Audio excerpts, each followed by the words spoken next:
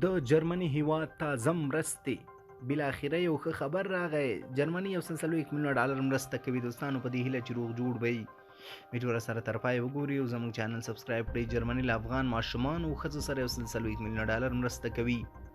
جرمني په افغانستان کې د ملګرو ملتونو د ماشومانو د ادارې یونیسف له لارې د ماشومانو او ښځو د ملاتړ لپاره یو سل څلوېښت میلیونه ډالر مرسته کوي. دا مرسته د جرمني د اقتصادي همکارۍ فدرالي وزیر نن اعلان کړی، ویل چې افغان ماشومان او ښځې د په سخت ژمي کې له سختو ستونزو سره مخامخ دي.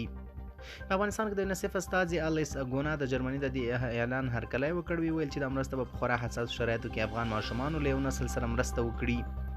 زیاته یې کړه چې دا کمسارې ونډه به چې قید و شرط هم ورسره تړل شوی نه دی، یونیسف ته فرصت برابر کړي چې په افغانستان کې د خپلو مرستو پروګرامونه پرې لا پیاوړي کړي.